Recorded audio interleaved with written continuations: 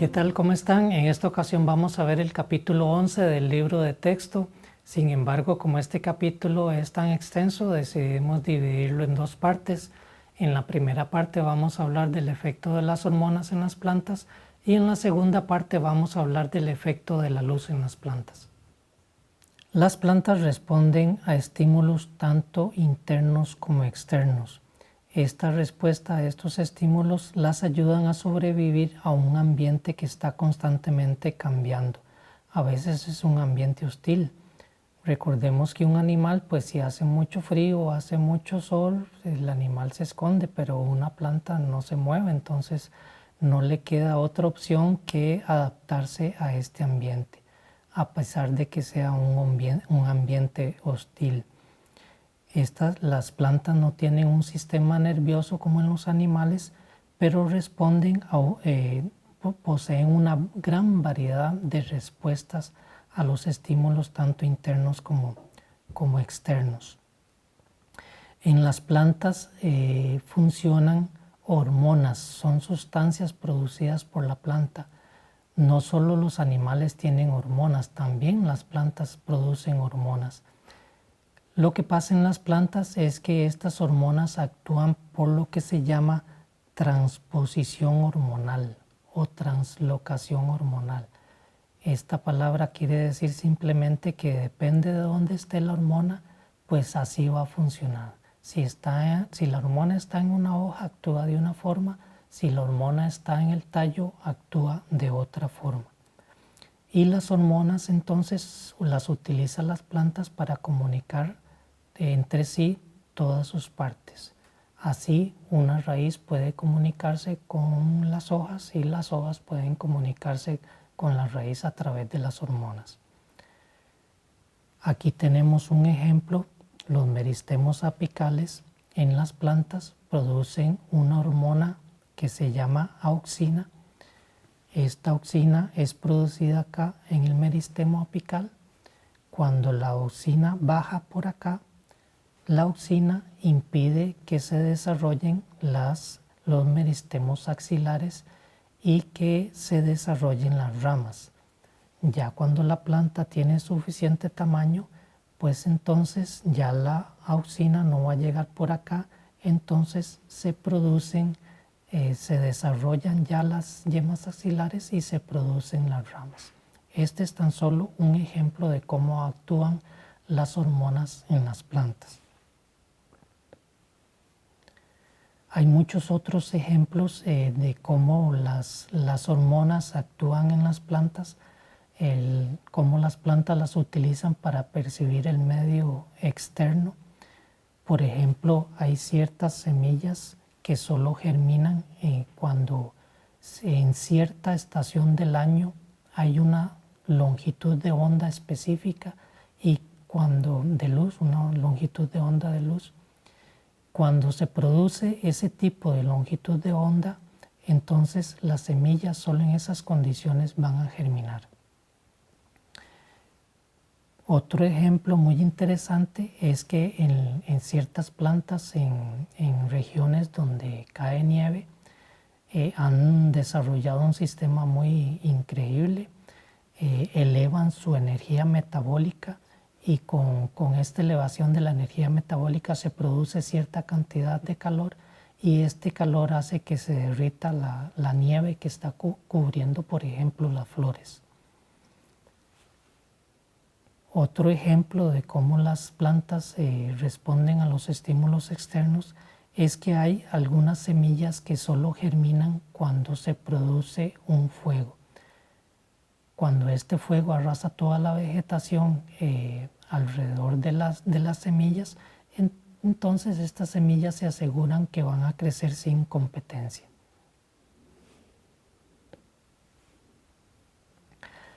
Las respuestas a los estímulos ambientales se dan durante todo el ciclo de vida de las plantas. Puede ser que estas respuestas se den por cambios de temperatura, por cambios de intensidad de la luz o por cambios de la duración del día. Estas respuestas a los estímulos ambientales van a variar en cada estación, van a variar a cada hora del día. Hay muchos ejemplos en este aspecto. Por ejemplo, aquí en esta imagen tenemos un agave. Esta planta, algunas especies de agave pueden florecer cada 25 años. Específicamente florecen en un verano donde perciben cierta longitud de onda de luz muy especial y solo en ese momento van a florecer. Pueden pasar a veces 25 años para que llegue este tipo de longitud de onda. La luz es el estímulo externo más importante para las plantas. La luz va a estimular, va a activar hormonas y va a activar lo que se llaman fotorreceptores. Estos fotorreceptores en las plantas son un tipo de moléculas, son unas proteínas muy grandes, y esas proteínas perciben cierta longitud de onda especial. Cuando reciben esa longitud de onda específica o especial, van a producir una respuesta en las plantas. Las hormonas entonces en las plantas son sumamente importantes para su desarrollo. Dirigen el crecimiento, fomentan el desarrollo de las plantas y provocan la respuesta a muchos estímulos ambientales. El efecto de las hormonas en las plantas va a variar dependiendo de tres aspectos.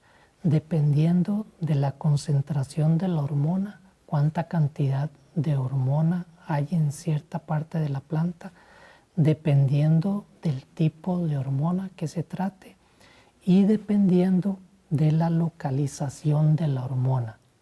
Como les acabo de mencionar, si la hormona está presente en las hojas, pues actúa de una forma. Si la hormona está presente en las raíces, actúa de otra forma. La mayoría de las hormonas actúan junto con una proteína que se encuentra en las membranas celulares. Recordemos que las membranas celulares están constituidas por muchos tipos de proteínas, pues las hormonas actúan con ayuda de estas proteínas. Cuando la hormona llega a la membrana celular, se une a esta proteína y provoca lo que se ha llamado una ruta de transducción de señales. Este es un nombre muy extraño, pero es simplemente, eso quiere decir una ruta de comunicación de señales o de transmisión de señales. Aquí tenemos este esquema, aquí tenemos la célula, la parte interna del citoplasma de la célula, y aquí la membrana celular. Cuando el estímulo ambiental o la hormona llega a la membrana celular, se une a una proteína, a un receptor, por ejemplo a un fotorreceptor. Cuando el estímulo o la hormona se une a este receptor, provoca una reacción en otras moléculas que se encuentran en el interior de la célula, y estas moléculas en el interior de la célula se llaman segundos mensajeros, y la unión de la hormona al receptor provoca una reacción en estos segundos mensajeros. Esta reacción va a provocar la activación de una respuesta en la célula, una respuesta a esa hormona o a ese estímulo producido. Esto entonces, esta serie de pasos es a lo que se le llama la ruta de transducción de señales. Hay una recepción, una transducción de señales y una respuesta a este estímulo o a esta hormona. La primera de las hormonas en descubrirse fueron las auxinas. Las auxinas han sido muy estudiadas ya. Hay varios tipos de auxinas en las plantas. Están relacionadas principalmente con lo que es el crecimiento de la planta y la formación de tejido nuevo en las plantas. Como les acabo de mencionar, las auxinas fueron las primeras en descubrirse. Y aunque ustedes no lo crean, el primero en descubrir estas hormonas fue don Charles Darwin, junto con su hijo Francis. Imagínense que ellos estudiaron, Darwin no solo le interesaba los aspectos evolutivos, sino que le interesaba toda la naturaleza y él hizo muchos ensayos en muchos aspectos. Esto fue en 1880, imagínense. A Darwin le intrigaba mucho por qué los coleoptilos, acá tenemos un coleoptilo. Esta estructura es la primera que sale en una semilla, por ejemplo, en una gramínea. Esa primera estructura se le llama coleoptilo. Pues a Darwin le intrigaba mucho por qué los coleoptilos se inclinaban hacia la luz. A él le parecía muy interesante este fenómeno y hizo muchos ensayos porque quería averiguar a qué se debía esta inclinación. Por ejemplo, aquí le cortó la parte superior al coleoptilo y cuando él le cortó la parte superior al coleoptilo, ya ese coleoptilo no se inclinó hacia la luz. En este otro ensayo le puso una cubierta opaca al coleoptilo y el coleoptilo tampoco se inclinó hacia la luz. En este otro ensayo le puso una cobertura, pero esta cobertura era transparente. Como era transparente, entonces el coleoptilo en este caso sí se inclinó hacia la luz. Cuando le puso la cobertura en la parte inferior al coleoptilo, el coleoptilo siempre se inclinaba hacia la luz. A pesar de todos estos ensayos, Darwin no pudo determinar a qué se debía esta inclinación. Él sabía que era algo que estaba en la punta del coleoptilo, pero nunca tuvo la más mínima idea de qué era. Por ahí leí que él se imaginaba que las plantas tenían lo que se llaman ocelos. Los ocelos son unas células que sirven para detectar cierta cantidad de luz. Los ocelos están presentes en muchos animales pequeños como insectos, tienen unas estructuras que son ocelos.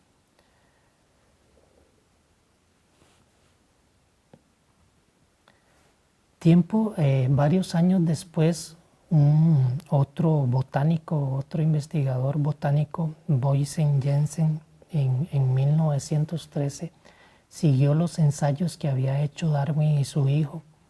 Él hizo muchos ensayos también. Acá tenemos el primer ensayo que Boysen hizo. Él cortó la parte superior del coleoptilo y la colocó sobre una superficie de agar. El agar es una sustancia que se usa en los laboratorios para cultivo de tejidos, por ejemplo. El agar es una especie de gelatina. Es una sustancia muy porosa, muy como ver una gelatina, ¿verdad? Lo interesante es que él cortó la punta del coleoptilo, le puso la gelatina y cuando él le puso esta estructura, vio que el coleoptilo se inclinó hacia la luz.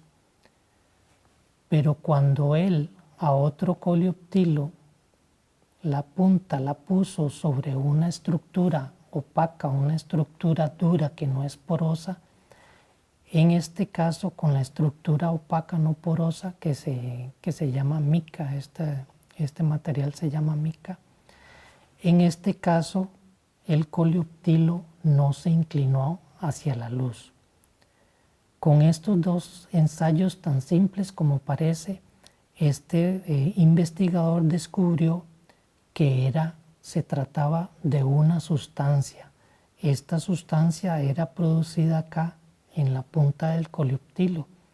Acá en este ejemplo, como es una sustancia no porosa, la sustancia no podía pasar a través de esta estructura, pero en este caso la sustancia sí atravesaba el agar y pasaba a la parte inferior del coleoptilo y hacía que el coleoptilo se inclinara hacia la luz. Este señor en 1913 entonces descubrió que era una sustancia producida en la punta del coleoptilo la que provocaba la inclinación hacia la luz. Sin embargo, él no determinó qué tipo de sustancia se trataba. Varios años después, otro investigador de apellido Wen, en 1926, siguió con estos ensayos de los coleoptilos. Resulta que este señor cortó la punta, igual que lo hizo Boysen, cortó la punta del coleoptilo, la puso sobre agar. Estos puntos que vemos acá rojos es para simular la sustancia. Cuando él puso la punta del coleoptilo sobre el agar, hizo varios ensayos con este agar y la punta del coleoptilo. Primero que todo, en este primer caso, que no tenía punta, pues el coleoptilo no siguió creciendo. Cuando él puso agar, pero sin la punta impregnada de sustancia, el coleoptilo no creció, se mantuvo del mismo tamaño. Pero en este caso, cuando él puso el pedacito de agar impregnado de la sustancia, él vio que la sustancia atravesó el agar y produjo crecimiento en el coleoptilo. Esto le facilitó entender que era la sustancia que atravesaba el agar y esta sustancia producía crecimiento en el coleoptilo. Pero después hizo unos ensayos muy particulares. Cuando partió el agar a la mitad y lo puso al lado derecho, solo creció el lado derecho del coleoptilo, lo que hizo que el coleoptilo se inclinara hacia la izquierda. Cuando él puso la mitad del agar al lado izquierdo, solo creció el lado izquierdo del coleoptilo e hizo que el coleoptilo se inclinara hacia la derecha. Este señor entonces llamó a esta sustancia auxina, pero él todavía no identificó la sustancia, solo le puso el nombre, le puso auxina. Hasta 1913 se descubrió que esta sustancia era nada más y nada menos que el ácido indolacético, el AIA, que hoy lo conocemos mucho, ya que es usado comúnmente para producir, por ejemplo, enraizamiento cuando se hace reproducción vegetativa en plantas.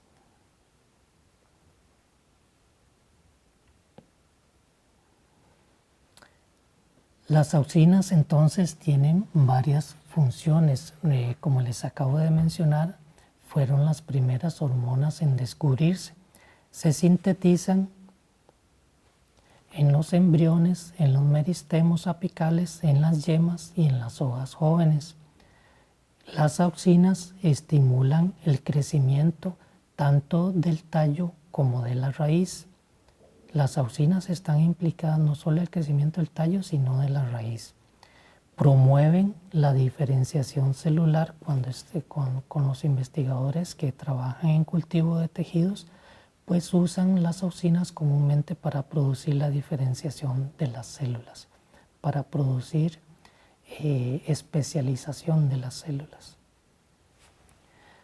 Las auxinas regulan el desarrollo de los frutos y lo que se llama la dominancia apical. Lo que les expliqué al principio, esta dominancia apical impide que las yemas axilares desarrollen ramas. Y también las auxinas generan lo que se llama el fototropismo, que es sencillamente lo que investigó Darwin al principio, es la respuesta de las plantas hacia la luz, el fototropismo. Este fototropismo es debido a la acción de las auxinas. Y también el otro proceso que se llama gravitropismo, que es el crecimiento de las plantas a favor o en contra de la gravedad. Este también es producido por auxinas. Esta es la molécula de la IA del ácido indolacético, pero hay varios tipos de auxinas hoy en día.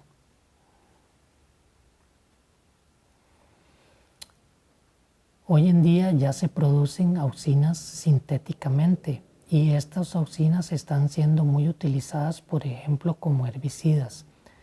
Estas auxinas van a provocar el aumento de la producción de etileno, que es otra de las hormonas, y el etileno va a provocar una respuesta de envejecimiento en las plantas. Por esto, este tipo de auxinas son utilizadas como herbicidas. Un ejemplo dos ejemplos de las auxinas producidas sintéticamente y que son muy utilizadas por los agrónomos como herbicidas son el 2,4-D y el 2,4,5-T. Otro ejemplo de una auxina son las lamentablemente famosas llamadas dioxinas, y digo lamentable porque fueron un herbicida utilizado durante la guerra de Vietnam. Los estadounidenses no podían ver a los vietnamitas escondidos en los bosques de Vietnam y utilizaron un herbicida. Como producto de este herbicida se produjo un contaminante que se llamaba dioxina. Esta era un tipo de auxina, sin embargo, esta dioxina provocó el desarrollo de cáncer en los pobladores vietnamitas, aún en los soldados estadounidenses que esparcían este herbicida, les provocó cáncer. Otra de las hormonas que encontramos en las plantas son las citoquininas. Controlan la división y la diferenciación celular, por eso se llaman citoquininas. Las citoquininas promueven el crecimiento y la diferenciación celular en las plantas, inducen la división celular, por eso se llaman citoquininas. Si recuerdan de lo que acabamos de ver de la mitosis, por ejemplo, la fase final de la mitosis se produce la citoquinesis, por eso a estas hormonas se le llamaron citoquininas, porque inducen la división celular. Las citoquininas mantienen a los vegetales en un estado permanente de desarrollo, por eso se le dice estado de desarrollo juvenil. Las plantas crecen durante toda su vida. A pesar de que un árbol, un secuoya, por ejemplo, tenga 800 años, este árbol sigue creciendo, a pesar de que tiene 800 años. Nosotros, por ejemplo, dejamos de crecer a los 20 y tantos años, pero en las plantas no sucede así. Las citoquininas se desarrollan en las raíces, en las semillas, en los frutos y en las hojas. En los tallos, por ejemplo, favorecen o promueven el crecimiento de las yemas axilares para producir ramas, por ejemplo, o para producir flores. Las citoquininas, junto con las auxinas, son muy utilizadas en los laboratorios de cultivo de tejidos. Dependiendo de lo que quiera el investigador hacer, utilizan más concentración de citoquinina o más concentración de auxina.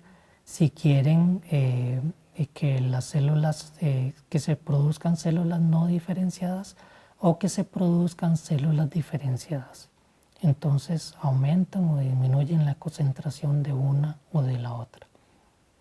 Y este es un ejemplo de una citoquinina, en este caso la ciatina, pero hay varios tipos de citoquininas. Las otras hormonas que encontramos en las plantas son las giberelinas, que tienen muchas funciones, pero principalmente estimulan la germinación de las semillas. Las giberelinas fueron descubiertas en Japón en cultivos de arroz. Resulta que en ciertas áreas del cultivo de arroz las plantas crecían mucho, se elongaban mucho y descubrieron que en la región donde estaban las plantas elongadas había un hongo que se llama Gibberella fujikuroi. Este hongo secretaba una sustancia que producía ese alargamiento en las plantas. Pero más adelante se descubrió que no solo los hongos producen giberelinas, también todas las plantas producen giberelinas. Hasta el momento se han descubierto más o menos 110 tipos de giberelinas distintas. Estas giberelinas son de naturaleza ácida. Son originadas a partir de una estructura básica que se llama ácido giberélico. Y a partir de esa estructura básica se nombran los diferentes tipos de giberelinas. Giberelina 1, giberelina 2, giberelina 3, hasta llegar a la 110. Aquí tenemos algunos ejemplos de giberelinas. Las giberelinas tienen varias funciones. Por ejemplo, se encargan de romper la dormancia de las semillas. Como les expliqué hace un momento, la dormancia es el mantenimiento de las semillas. Se mantienen como dormidas esperando condiciones favorables, pues las giberelinas se encargan de romper esa dormancia y de estimular la germinación de las semillas. Estas sustancias van a iniciar la descomposición del almidón que se encuentra en el endospermo de las semillas para que así el embrión logre desarrollarse. Otra de las funciones de las giberelinas es promover la floración en las plantas y el desarrollo de los frutos. Aquí en esta imagen que podemos observar es un ejemplo de la utilización de giberelinas en la producción de uvas verdes. Acá en esta imagen de la izquierda tenemos uvas sin esta sustancia, sin giberelinas, y al lado derecho tenemos uvas que fueron aplicadas con giberelinas. Con esta aplicación de esta sustancia se matan dos pájaros de una sola pedrada, porque cuando las uvas se desarrollan en un sistema tan apretado, en un racimo tan apretado, suelen formarse hongos porque no hay buena circulación del aire en ese racimo. En este caso, si se aplica giberelinas, pues se hacen las uvas más grandes y también el racimo tiene más aberturas por donde circula el aire y así se evita la formación de hongos en el racimo. Las giberelinas también incitan la elongación celular, que esta función también la realiza la auxina. La síntesis de las giberelinas se realiza en los meristemos, en las hojas jóvenes y en los embriones. Otra sustancia producida por las plantas y que actúa como una hormona es el ácido abscísico, llamado ABA. Tiene varias funciones, pero se le ha relacionado con el mantenimiento de la dormancia en las semillas. Es al contrario de la función que realizan las giberelinas. Las giberelinas rompen la dormancia en las semillas y el ácido abscísico favorece la dormancia en las semillas. Es al contrario. El ácido abscísico fue descubierto debido a que se creía que producía la caída o la abscisión de los frutos en el algodón. Por eso se le llamó a esta sustancia abscisina. Luego ya se determinó que el ácido abscísico pues participa en lo que es la caída de los frutos, pero no tiene tanta participación. Otro tipo de hormonas que ya les voy a comentar son las que provocan la caída de los frutos y de las hojas. El ácido abscísico, por ejemplo, promueve el cierre de los estomas durante épocas de sequía. El ácido abscísico es producido en las raíces de las plantas. Los pelos radicales de las raíces en las plantas detectan que hay escasez de agua y producen ácido abscísico. Este ácido abscísico sube por la planta hasta las hojas y cuando esta sustancia llega a las hojas, los estomas se van a cerrar. Así la planta evita que se le evapore mucha agua a través de los estomas y evita que la planta pierda agua. Como les dije, el ácido abscísico va a fomentar la dormancia en las semillas, entonces va a favorecer la producción de ciertas proteínas de reserva en las semillas para el desarrollo de las semillas. Estas proteínas impiden la germinación y, como les dije, mantienen la dormancia de las semillas. El ácido abscísico se puede producir en las hojas, en los tallos, en las raíces y en los frutos. Esta que tenemos acá es la molécula del ácido abscísico.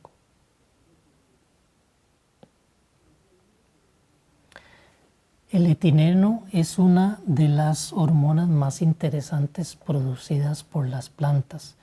Esta sustancia está relacionada con lo que es la tensión mecánica, con la maduración de los frutos, con la caída de las hojas. Disculpen, aquí está mal escrito caída. El etileno genera respuestas de envejecimiento y de tensión mecánica en las plantas. Como por ejemplo, el etileno va a provocar la maduración de los frutos, va a provocar la abscisión de las hojas, o sea, la caída de las hojas, inhibe la elongación longitudinal de los vástagos y de las raíces y promueve el aumento en la anchura del vástago y de la raíz. Aquí, en esta imagen que tenemos a la derecha, la planta de la izquierda fue manipulada diariamente. Como podemos observar, debido a esa manipulación, pues la planta inhibió el crecimiento en longitud, favoreció el crecimiento en anchura, entonces por eso la observamos pequeñita. En la planta de la derecha es una planta testigo y no sufrió de manipulación, por esto tuvo un crecimiento normal. Aquí podemos observar la diferencia entre ambas. Esta de la izquierda, debido a esta manipulación, pues produjo etileno y este etileno produjo que la planta se hiciera pequeñita y más robusta para resistir esta tensión mecánica producida por la manipulación. El etileno se sintetiza en los frutos que están madurando, en hojas y en flores que están envejeciendo para que se caigan. El etileno permite a los vástagos y a las raíces subterráneas adaptarse a un obstáculo. Por ejemplo, el etileno provoca lo que se llama la triple respuesta. Triple respuesta quiere decir que las plantas van a disminuir su elongación, ya sea en el tallo o en la raíz, se van a ensanchar y se van a encorvar. En este ejemplo que tenemos aquí a la derecha, en esta primera planta no se agregó etileno. Aquí se agregó una concentración, aquí un poco más, y esta planta de la derecha es a la que se le agregó más etileno. Como pueden observar, la planta de la derecha, como tenía más etileno, fue la que provocó una triple respuesta más abrupta. Se disminuyó la elongación, la planta creció hacia lo ancho y produjo una inclinación. Así, si por ejemplo hay un obstáculo acá, esa tensión mecánica producida por el obstáculo va a producir que la planta deje de crecer, que se ensanche lateralmente y que se forme una curva, que crezca en forma curveada. Así esta planta va a lograr crecer y ya cuando pase lo que le están pidiendo crecer, pues se va a desarrollar normalmente.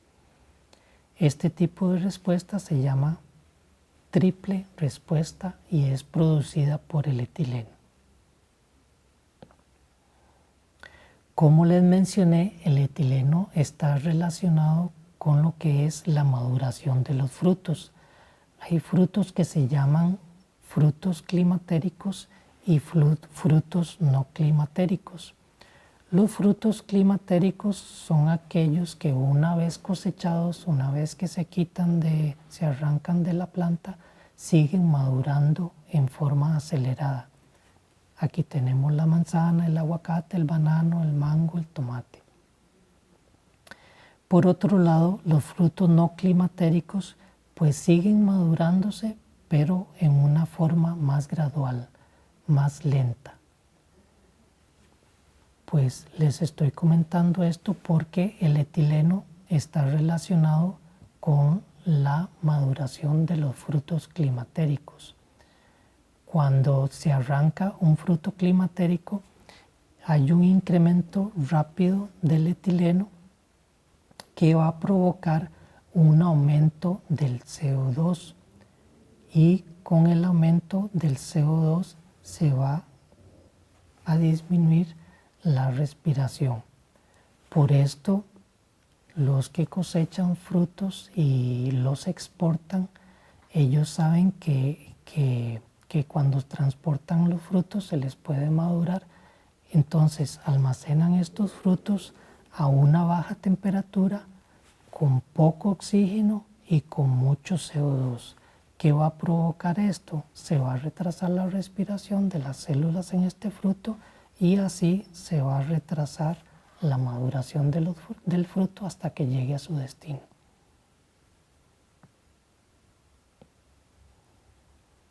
Además de todas las sustancias que actúan como hormonas, en los últimos años se han venido descubriendo nuevas sustancias que funcionan como hormonas, pero todavía no se tiene muy claro su función.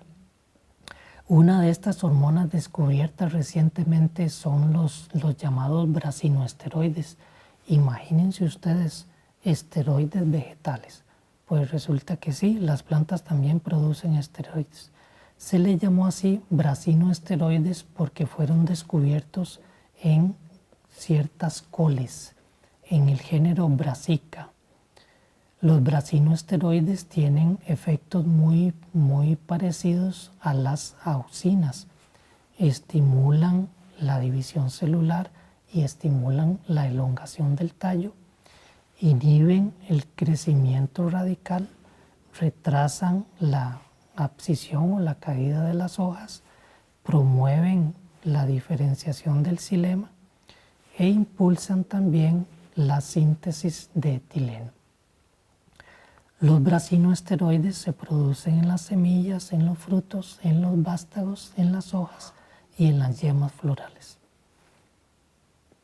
Aquí podemos observar la molécula de la brasinólida, que es un brasinoesteroide. Otro tipo de sustancias que también están relacionadas con las hormonas en las plantas y descubiertas recientemente, todavía no se tiene muy claro su función, pero se ha determinado, por ejemplo, las poliaminas tienen varias funciones. Por ejemplo, promueven la diferenciación celular, promueven la síntesis de ADN, ARN y ciertas proteínas. estimulan la formación de raíces y tubérculos y están relacionadas con el desarrollo de los embriones, de las flores y de los frutos. Otra de estas sustancias descubiertas recientemente es el famoso ácido jasmónico. Esta es una sustancia muy particular y de mucho interés por algo que ya les voy a comentar. Sin embargo, esta sustancia se ha descubierto que tiene varias funciones. Inhibe el crecimiento de las semillas, el polen y las raíces, promueve la acumulación de ciertas proteínas en la semilla y estimula la formación de flores, frutos y semillas. Pero esto es lo más interesante de este ácido jasmónico. Este ácido jasmónico se puede transformar en lo que se llama jasmonato de metilo. Resulta ser que esta sustancia es volátil y provoca una reacción. Cuando es producida por una planta, este jasmonato de metilo es volátil y va a parar a otras plantas vecinas de esta planta que está siendo atacada por un patógeno, y este jasmonato de metilo parece que va a provocar una reacción que va a favorecer la protección del resto de las plantas contra este patógeno. Este es un tema muy interesante que se está desarrollando últimamente. Muchas gracias por su atención. Esta fue la primera parte del capítulo 11 del efecto de las hormonas en las plantas. Recuerden ver la segunda parte en donde vamos a hablar del efecto de la luz en las plantas.